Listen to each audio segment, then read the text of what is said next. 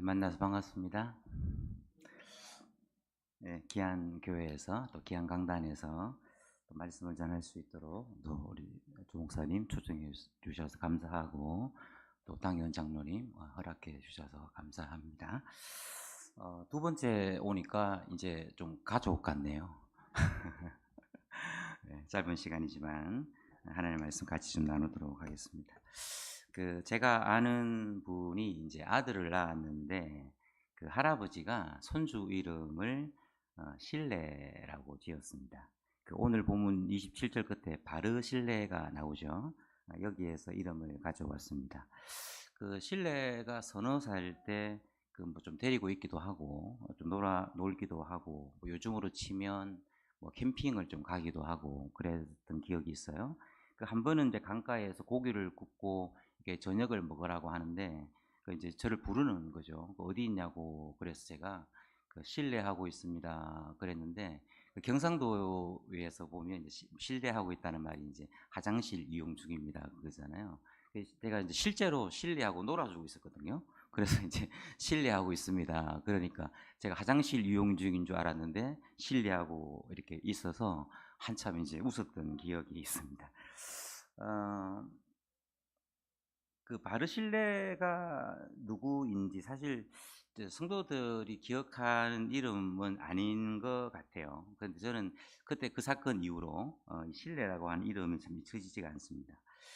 바르실레가 누구인지에 대한 성경의 정보는 사실 좀 극히 제한적입니다. 사무엘라 19장에 가면 32절에 따르면 바르실레는 매우 늙었다. 그리고 나이가 많았는데 80세였다.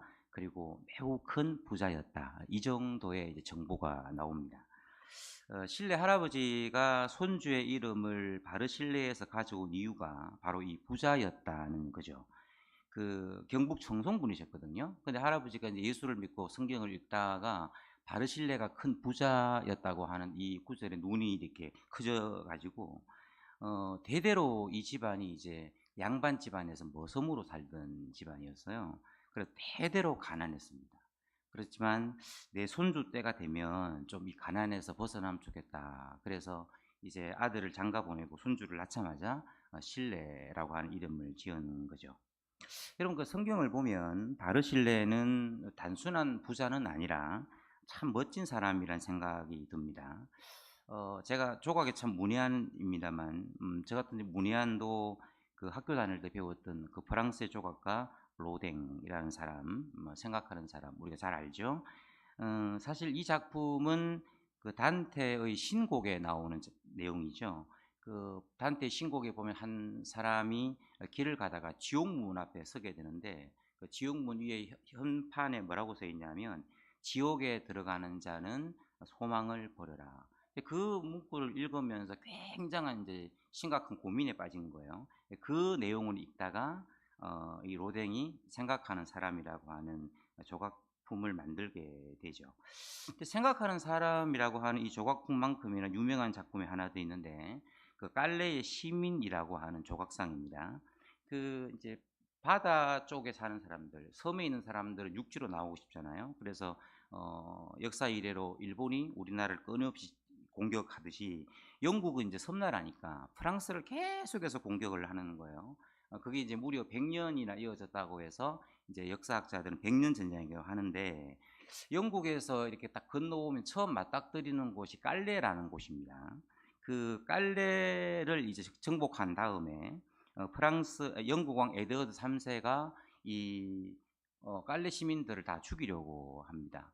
근데 신하들이 만류하죠. 아무리 전쟁에서 이겼다고 해도 어떻게 시민들 다 죽일 수 있냐. 그리고 깔레 시민들도 우리 좀 살려주세요. 이렇게 이야기를 하고 마침 에드워드 3세의 아내가 임신을 했어요. 임신을 하고 이제 꿈을 꾸었는데 좀 불길한 꿈을 꾼 거예요. 그래서 사람들을 죽이지 마세요. 우리 아이에게 안 좋을 수 있습니다. 이렇게 이제 하니까 에드워드 3세는 이 깔레의 저항이 너무 격렬했기 때문에 안 죽일 수는 없는데 그렇다면 정해진 날, 정해진 장소에, 정해진 시간에 먼저 나오는 5명을 내가 죽이고 깔레의 시민을 살려주겠다 이렇게 이야기를 합니다.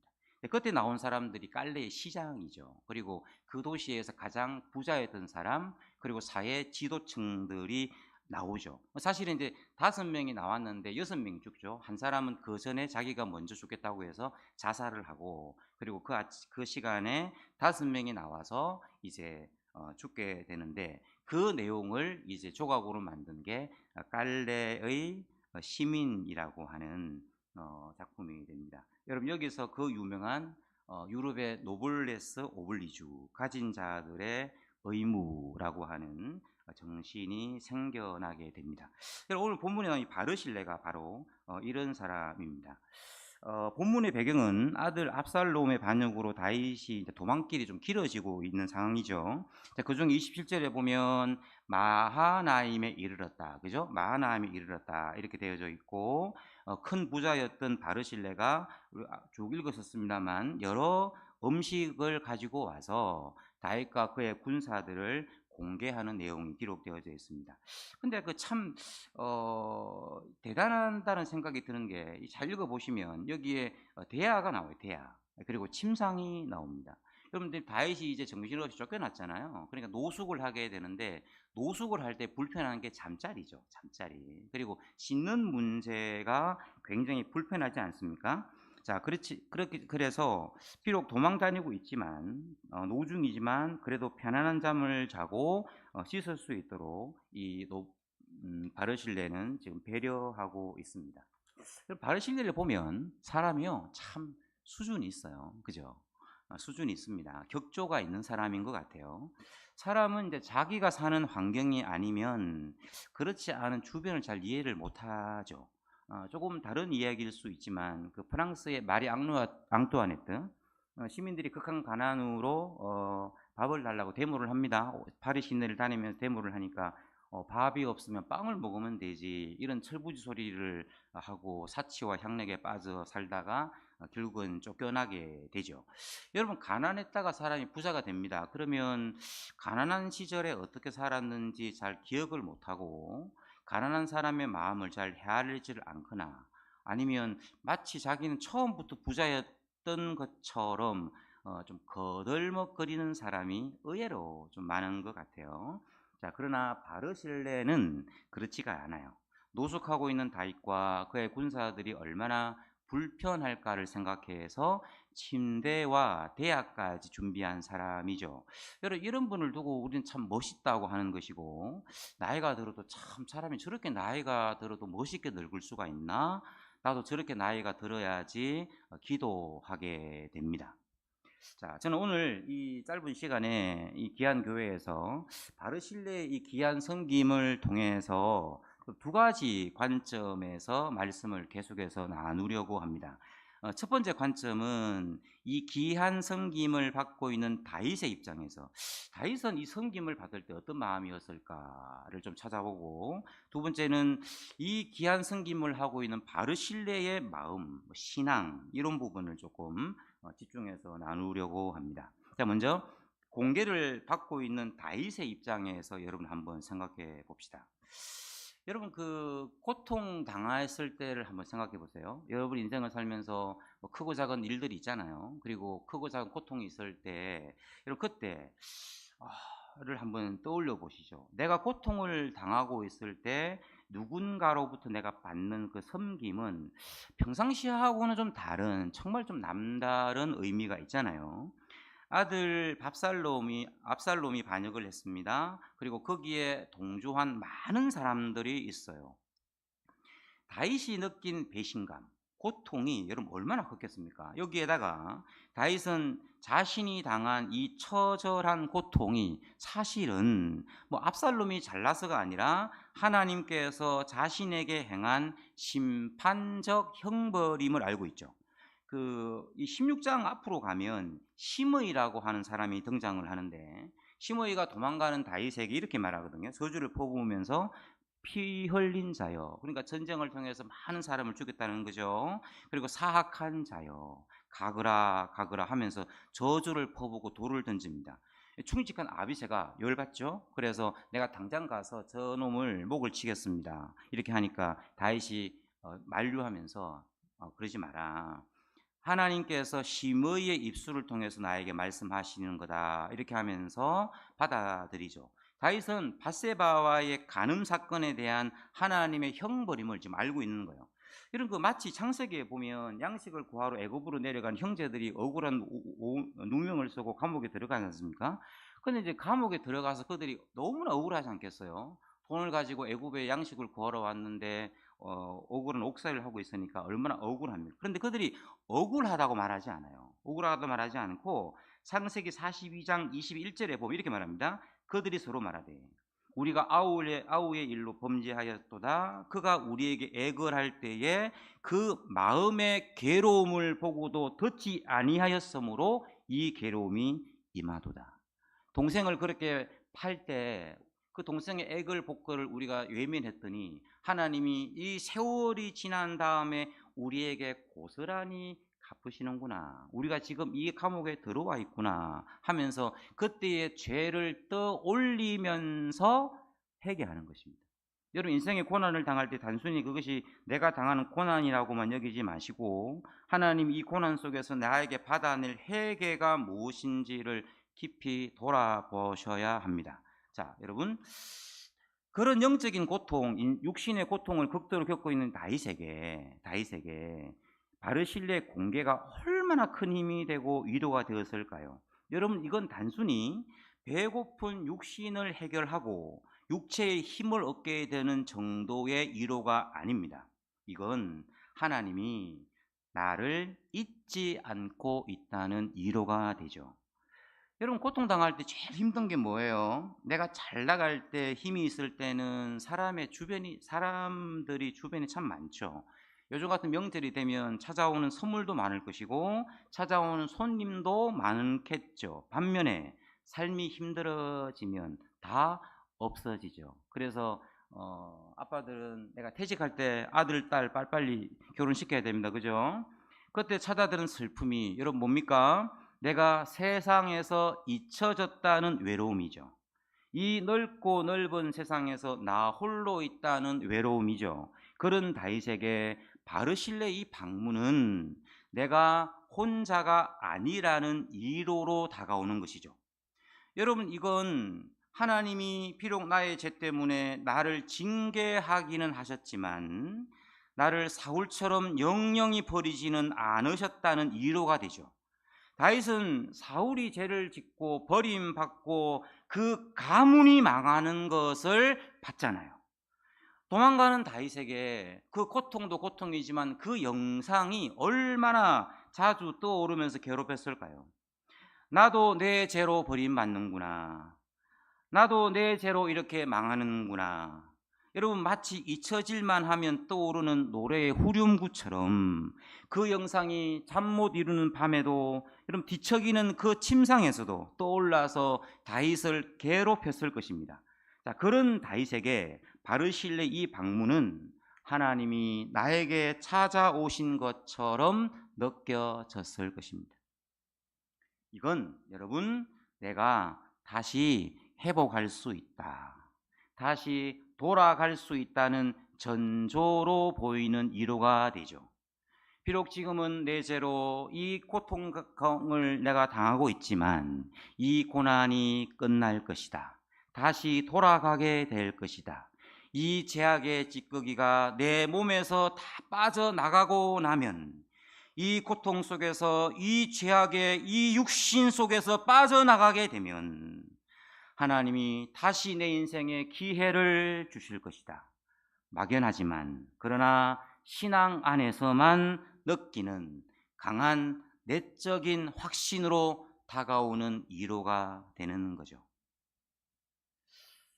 아픈 곳에 소금을 뿌린다고 제가 조금 많이 아팠을 때 들었던 말 중에 참 상처가 되는 거, 세월이 지나도 마음에 남아요. 사람이 참 악한 게 잊어버려야 하는데 은혜 속에서 치유가 돼야 되는데 자꾸 남아요. 또 이렇게 이야기해요. 이제 안타까우니까 하는 말이겠지만 불신자 저희 장모님은 이제 병원에 오셔서 그래요. 우리 장모님이 제가 결혼할 때 제가 전도사 때니까 그때 뭐 교회에서 사례비 50만 원 받을 때니까 막 처형들이 다 만류하죠. 네가 저 조그만 거 하고 저 얼굴 하고 뭐 그 키에 그 미모에 뭐 아쉬워서 그렇게 막 말리는데 저희 장모님이 딱 그러셨어요. 한마디로 정리하셨어요. 나중에는 제일 괜찮아. 그래서 장모님의 은혜로 결혼을 했는데 여러분 그 장모님이 나중에는 제일 괜찮지 않고 병원에 덜 누워 있는 저를 찾아오셔서 너무 안타까우니까 그러셔요. 너희들은 매일같이 새벽기도 가고 수요 기도회 가고 맨날 교회 가서 예배당에 가서 기도하고 하면서 어떻게 그런 병에 걸리냐. 근데 어떤 목사님은 그러셨어요. 나중에 이제 제가 병상에서 이제 나중에 둘러 들은 얘기인데 이제 위로 병문안 오셨다가 그러셨다고 해요. 뭐김 목사는 이제 살 수 있겠어? 끝났겠지? 이제 죽겠지? 그런 저에게 하나님께서 위로하십니다. 제가 가르치면서 교제했던 청년들이요, 월차를 내서 와요. 주말에도 와요. 어떤 청년은 이제 아빠가 암으로 일찍 소천하셨는데 그 영상이 이제 자기에게 있었나 봐요. 그러니까 자기를 가르쳤던 목사가 이제 아프다고 하니까 한달음에 내려왔더라고요. 한달음에 내려와서 저를 위로해 주었습니다. 제가 한 11년 8개월 정도 섬겼던 교회가 있는데 이제 그 교회 성도님들이 연락이 와요. 어떻게 소식이 전해져 연락이 와요. 장로님들이 연락이 와요. 장로님들이 김 목사님 저희가 돈을 좀 보낼 테니까 통장 번호 좀 알려주세요. 뭐 제가 그 교회 나온 지 오래됐는데 그렇게 뭐 알려주겠습니까? 네. 근데 그렇게 이제 세월이 몇 달이 지났는데 뭐 이제 좀 몸이 좀 회복하고 그럴만 하시니까 와서 설교 한번 하시라고 그래 갔더니 장로님들이 얼마나 고생이 많으시냐고 하면서 당회에서 결정했다고 하면 돈을 이렇게 주세요. 보니까 1,000만 원을 주시더라고요. 근데 이제 나중에 알게 된 건데 이제 당회에서 이제 1,000만 원을 김 목사가 오면 주기로 하고 이제 하니까 교회에다 이제 강구를 한 거죠. 성도님들이 헌금을 하시면 뭐 그렇게 그것도 모아서 모자라는 교회에서 보태서 하겠다 이렇게 하니까 이제 성도들이 교회에서 우리가 하든 안 1,000만 원 줄 거니까 오랜만에 김 목사님이 오니까 우리가 좀 줘야지 하고 헌금을 안 하는 거예요. 그래서 나갈 때 이제 앞에 서가지고 인사를 했더니 막 봉투를 하나씩 주셔요. 나중에 집에 와서 보면서 다 이렇게 열어봤더니 돈이 한 2,000만 원 정도 되었습니다. 제가 그때 생각했습니다. 이거 몸빵 할만하다. 이거 한번 알품만 한데. 네, 그런 생각을 했습니다.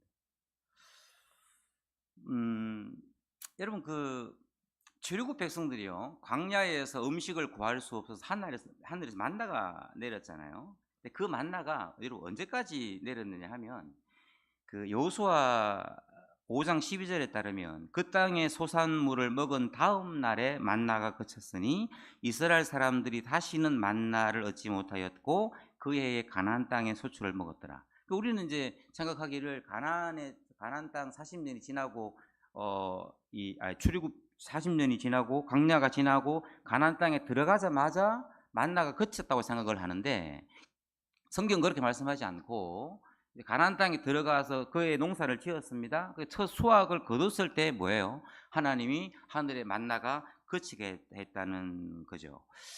가나안의 소산물을 먹은 다음에 비로소 만나가 그쳤는데 여러분 만나는 하나님께서 비상적으로 개입하시는 것이므로 일반 은총의 영역에서 먹을 수 있게 되었을 때 만나가 그쳤다는 거죠. 여러분 내일부터 또 일터로 나아가실 건데 일이라고 하는 것은 뭐냐 하면 저주가 아닙니다. 일은 하나님이 일상적인 영역에서 일반 영역에서 자기 백성들을 여전히 돌보시고 계시고 먹이고 계시고 입히고 계시다고 하는 가장 확실한 증거가 됩니다. 여러분 그런데 제가 그 경험을요 그대로 했습니다. 여러분 하나님께서 저에게 그렇게 비상간섭하실 때 제가 무엇을 느꼈느냐 하면 하나님이 나를 잊지 않고 계시다는 거. 청년들이 와서 저를 위로하고 교회에서 저를 초청해 설교를 하라고 할 때 하나님이 나를 잊지 않고 계시다는 것. 힘내서 어서 빨리 걸어가라고 하는 하나님의 위로. 내가 너의 삶을 지켜보고 있고 후원하고 있다는 용기. 하나님께서 내 삶을 새로운 단계로 인도하고 계시다는 확신이 정말 강하게 느껴졌습니다. 그리고 다시 일어섰습니다. 여러분, 그렇기 때문에 힘들고 지친 분들의 손을 한번 잡아주는 것, 그들과 함께 교제하는 것은 단순히 인간적 교제 그 이상입니다. 그 힘든 사람은 그 순간 찾아온 그 사람을 통해서 하나님을 보는 거예요. 하나님이 저 사람을 보낸 것으로 보여요. 그 사람이 한번 잡아주는 그 손이요, 하나님 손처럼 느껴집니다. 세상 사람들은 다 나를 버리고 이제 나를 잊혀진 사람처럼 느껴질지 몰라도 하나님은 나를 여전히 잊지 않고 계시고, 내가 늘 여전히 후원하고 내가 여전히 늘 사랑하고 있다고 느껴집니다. 자, 오늘 여전도의 헌신 예배로 드리시는데, 여러분 로마서 12장 15절에 즐거워하는 자들과 함께 즐거워하고 우는 자들과 함께 울라고 합니다. 여러분, 예배당만 벗어나면 세상이 하도 능력 하니까 성도들도 능력이라고 하는 단어를 입에 살고 다는 것 같아요. 여러분, 교회는 그런 곳이 아니죠. 교회는 능력 공동체가 아니죠. 함께 즐거워하고 함께 울 수 있는 곳, 여러분 그곳이 교회잖아요. 여러분, 무너져 있는 인생들, 답답한 사람들, 그 사람들 비난하고 이야기하는 것 대신에 따뜻한 말 한마디를 건네보세요. 여러분, 손을 내밀어 성도의 손을 한번 잡아주세요. 여러분, 고통당하는 사람 찾아가서 그 사람보다 더 많은 말을 하지 마시고 그 사람이 하는 이야기 다 들어주고 그 사람 손잡고 여러분 뜨겁게 한번 기도해 주보세요. 그 사람 눈에서 뜨거운 눈물이 흘러내릴 것입니다. 그가 성령의 말할 수 없는 위로와 은혜의 베푸심을 경험하게 될 것입니다. 그가 일어서게 될 것입니다. 여러분, 그런 교회 될 수 있기를 우리 주의 이름으로 축복합니다. 자, 여러분, 이제 계속해서 바르실레 이런 섬김이 바르실레 입장에서 어떤 의미였을까? 여러분, 한번 이거 한번 묵상해 보시죠. 여러분, 바르실레를 제가 이 본문을 읽다가 묵상을 하면서 제 마음에 여러 질문이 떠오릅니다. 여러 질문들이 계속 떠올라요. 여러분, 이 질문에 대해서 여러분도 한번 답을 해보시죠. 자, 먼저 바르실레가 다윗이 범한 범죄를 몰랐을까요? 아닌 것 같아요. TV도 인터넷도 없던 시대에 알지 못했을 것이라 생각하는 큰 오해죠. 구중궁궐 깊은 곳에서 일어난 일들은 이미 시장에서 광대들에 의해서 재현이 되잖아요. 여러분, 또한 바르실레가 다윗 편에 설 때 말이에요. 지금 다윗 편에 서고 있잖아요. 이 다윗 편에 설 때 압살롬의 미움을 받게 될 것이다, 이거 몰랐을까요? 역시 아니죠. 너무 잘 알고 있죠.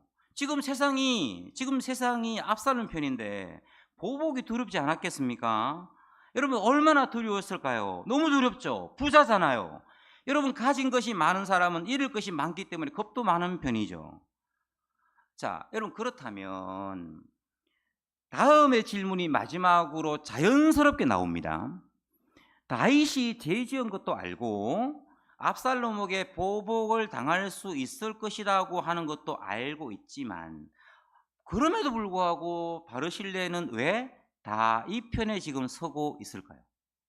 제가 이 본문을 묵상하고 스스로 묻고 답하면서 첫 번째, 두 번째 답은 쉽게 나왔는데, 이 13번째 질문은 쉽게 답이 안 나왔습니다. 그럼 사실 다윗이 지금 이 정황적으로 보면 왕직에 복귀한다는 것이 사실은 더 어두운 얘기 아닙니까? 왕직에 복직한다고 당담하지를 못하죠. 사실 이것도 저것도 모르겠으면 가운데 서면 됩니다. 그죠? 다윗과 압살롬 사이에 중립을 지키면서 지켜보는 것이 사실은 후일에 더 유리하죠. 자, 그러나 그럼에도 불구하고 바르실레는 압살롬 편이 아니라 다윗 편에 섭니다. 왜 그랬을까요? 여러분, 다윗이 왕직에 복직할 것이다. 여러분, 그 말은 뭐예요? 그것을 보고 후원했다는 것은 다윗이 돌아간 다음에 내가 정치적인 무엇인가를 얻어낼 것이다 라고 하는 것으로 오해할 수 있잖아요. 이렇게 생각할 수 있지 않습니까? 여러분, 그러나 그런 상황은 전혀 보이지 않습니다. 그런 상황이 전혀 보이지 않는데 왜 바르실레는 다윗 편에 섭니까? 여러분, 분명한 것 한 가지가 있죠. 뭡니까? 하나님이 이 모든 상황에도 불구하고 압살롬의 편이 아니라고 하는 것은 확실합니다. 다윗이 지금 죄 때문에 이런 고난 가운데 있고 그가 다시 돌아가지 못할 수도 있지만 그럼에도 불구하고 하나님이 압살롬의 편은 아닌 거예요. 하나님이 압살롬의 편은 아니기 때문에 바르실레는 그 확신 속에서 다윗 편에 서고 있습니다. 여러분, 바르실레 이 행동은 단순히 노블레스 오블리주와 같은 도덕적인 의무를 넘어선 신앙적인 결단이고 신앙적인 선택인 것입니다. 여러분, 신앙이란 내가 유리하고 내가 무엇인가를 얻어낼 수 있고 내가 무엇인가를 받아낼 수 있기 때문에 그쪽에 서는 것이 아니죠. 신앙이란 내가 유리한 것이 아니라 하나님이 원하시고 하나님이 기뻐하시는 곳에 서는 것이죠. 제가 교회에서 그 하는 것 중에 그 주간 성경 연구라고 해서 성경 이렇게 그 맥체인식 성경 연구 표가 있잖아요. 거기에 맞추어서 이제 문제를 제가 성경 읽고 문제 내고 그리고 이제 그걸 이렇게 프린트해서 드리면 이제 이렇게 몇몇 분들이 해 오시죠.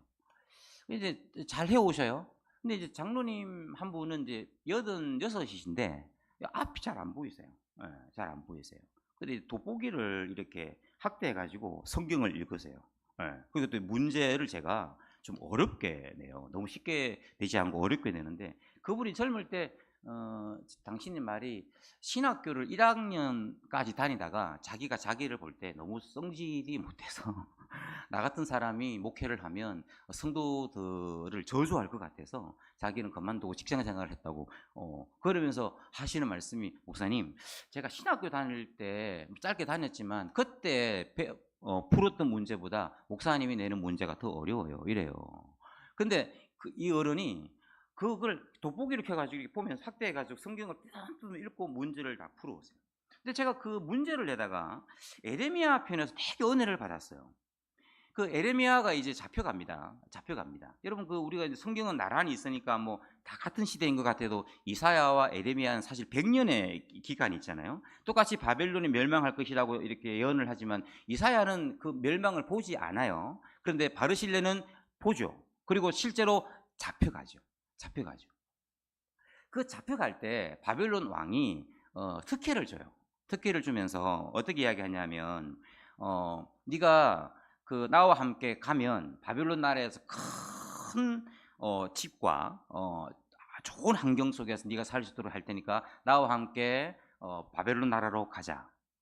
만약에 바벨론 나라로 가는 게 싫다면 저 다른 삼국으로 네가 가라. 네가 옳게 여기는 곳으로 가라. 이렇게 이야기합니다. 그런데 에레미야가 어떤 선택을 하느냐 하면 에레미야 40장 6절에 이렇게 이야기합니다. 에레미야가 그다랴에게로 나아가서 그 땅에 남아있는 백성 가운데서 그와 함께 사니라. 이 구절이 있는데 제 마음이 울려요. 여러분 에레미야 입장에서 사실 바벨론 나라도 너무 밉지만 바벨론 나라만큼 미운 사람들이 사실 누구냐면 유다 사람들이죠. 왜요? 유다 사람들은 그렇게 자기가 목 놓아서 울고 이야기를 해도 말을 듣지를 않고 심지어 네가 거짓말한다고 하면서 매를 때리고 그리고 지하 감옥에다 웅덩이에다 가둬버리죠. 죽을 뻔한 위험들 얼마나 많았습니까? 여러분 지긋지긋하다면 바벨론 나라만 사실 지긋지긋한 게 아니에요. 지긋지긋하게 말 안 듣는 유다 백성들도 너무너무 지긋지긋하죠. 여러분 그래서 나 같으면 바벨론 나라로는 차마 못 가겠으면 제 3국으로 가서 조용히 살 것 같아요. 그런데 에레미야는 그 모든 것들을 거부하고 그 땅에 남아있는 백성, 여러분 그 땅에 남아있는 백성이 누구예요? 여러분 쓸만한 기술자들, 젊은 사람들, 노예로 팔아먹을 수 있는 사람들, 힘쓸 수 있는 사람들은 죄다 바리바리 엮어서 다 잡아간단 말이에요.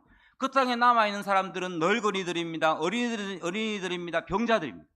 그 사람들과 함께 그 땅에 남아있는 백성 가운데서 그와 함께 사니라. 여러분 그것이 에레미야의 신앙적 결단이었다는 것입니다. 여러분 우리가 학교 다닐 때 배웠습니다. 사회학 용어 중에 주변인이라는 게 있어요. A 집단과 B 집단이 있으면 그 사이에 어정쩡하게 걸쳐 있는 사람. 여기도 헌신하지 못하고 저기도 들어가지를 못하는 사람, 이런 주변인이라고 부르죠. 여러분은 여러분의 교회에서 영적인 주변인은 아닙니까? 여러분이 영적인 주변으로 있으면 어떤 일이 일어나느냐 하면 이 생각, 저 생각이 너무 많은 거예요. 이 생각, 저 생각이 너무 많아서 무엇을 못하느냐 하면 하나님과 교회에 대하여 헌신을 하지를 못하는 거죠. 여러분, 영적인 주변인으로 남지 마세요. 여러분, 교회의 일꾼으로 남으세요. 교회의 사람으로 남으세요.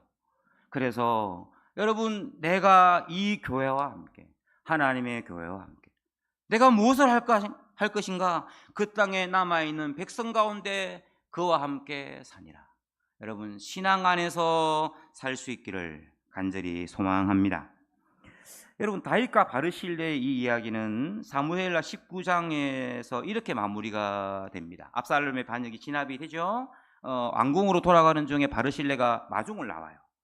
다윗이 이제 같이 가자고 합니다. 사무엘하 19장 33절이죠. 왕이 바르실레에게 이르되 너는 나와 함께 요단을 건너가자. 예루살렘에서 내가 너를 공개하리라. 이제 어느 순간에 네가 나를 공개했으니까 이제 너의 남은 여생은 내가 공개할 테니까 이 시골에 있지 말고 왕궁으로 가자, 이렇게 이야기합니다. 여러분, 다윗 참 멋있습니다. 다윗도 비록 죄를 지어서 그런 일이 있었지만 그의 본성을 보면 참 멋있는 사람인 것 같아요.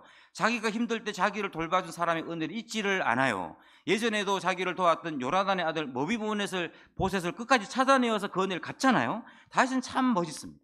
여러분, 이 제안에 대하여 바르실레는 사무엘하 19장 35절에 매우 정중히 그리고 겸손하게 거절을 합니다. 저는 나이가 많으니 내 고향 부모의 묘실 곁에서 죽겠습니다. 그러면서 제 아들이 있으니 혹시 가능하시다면 제 아들을 데려가 달라고 다윗은 요청을 하고 다윗은 바르실레의 아들을 데려가게 됩니다. 구약은 그림자, 신약은 실체라고 할 때, 여러분, 이 그림은 신약에서 그대로 오버랩이 되죠. 예수님께서 너무 지치신 나머지 십자가를 지실 수가 없었습니다. 로마 군사들이 구리네 사람 시몬에게 그 십자가를 대신 지고 올라가게 합니다. 로마서 16, 13절에 바울은 루포와 그의 어머니에게 문안하라. 그의 어머니는 곧 내 어머니라, 이렇게 말하죠. 학자들끼리 논쟁은 좀 있습니다. 실제 루포가 구리네 사람이 아니었을까라고 하는 학자들의 논쟁은 좀 있지만 대체적으로 그렇게 인정하는 것 같아요. 만약 그렇다면 여러분, 예수님의 십자가를 대신 지고 올라간 시몬의 가정이 초대 교회에서 놀라운 영적인 축복을 받았다는 사실입니다. 여러분, 우리가 하나님의 교회를 섬길 때 무엇을 보상을 바라고 하나님을 섬기는 것은 아니죠. 내가 A를 투입하면, 인풋을 하면 하나님이 B라고 하는 것을 아웃풋을 해줄 것이다. 여러분, 그런 것을 생각하고 하나님의 교회를 섬기지는 않죠. 그저 하나님이 좋아서, 하나님의 은혜가 너무 감사해서 내 남은 인생 하나님 앞에 살 것이다. 여러분, 그렇게 하나님의 교회를 섬기는데 하나님은 기억하세요. 하나님은 그 사람을 기억하고 그 가정을 기억하고 그 가문을 기억하십니다. 저는 오늘 이 시대의 바르실레가 여러분 자신이 될 수 있기를 우리 주의 이름으로 축복합니다. 기도합시다. 하나님,